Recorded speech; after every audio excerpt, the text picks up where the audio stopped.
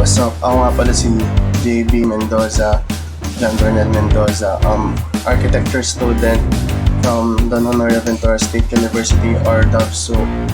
So gumagawa ako ng sarili kong kanta, nagpo-produce ako ng sarili kong kanta, yung beat, yung lyrics, ako nagsusulat lahat, nag-record, nag-mix.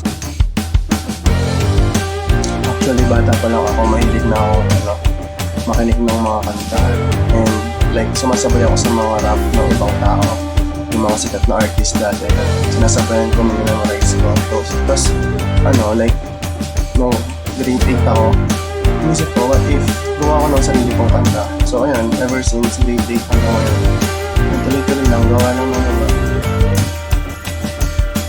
So yung nakakapag-inspire sa akin para gumawa ng kanta is yung kasing paggawa ng kanta, parang yun yung yung pinaka-nisin ko, like if you're feeling sad or if you're feeling happy, gano'n, or feeling something, tapos gusto mo siyang ilabas through an outlet, yun, dapat ako ilalabas. And successful naman minsan, kung malungkot ka, tapos tsaka makakanta, masaya ka na after na lang.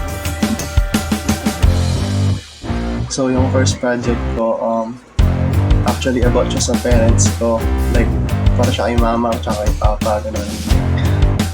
Hindi ko na siya matandaan fully since ilang years ago na siya, pero like siya, about siya sa yun nga, about sa kanila, like kung gaano ko kakulit bilang anak, kung gaano ko sila kamahal bilang parents ko sila. So ayan, yun yung pinakauna kong project.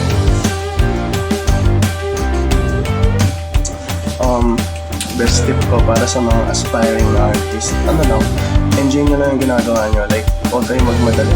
Gusto ko sumikat, gusto ko magkapera agad, kasi hindi siya ganun kadali. And ayun, dapat enjoy nyo lang yung ginagawa nyo, kasi if masaya kayo sa ginagawa nyo, for sure magkakaroon ng buhay. And if masaya kayo sa ginagawa nyo, parang bonus na lang kung sumikat ka, bonus na lang kung magkapera ka, kasi gusto mo ginagawa nyo. I am John Bernal Mendoza, and I am being for you.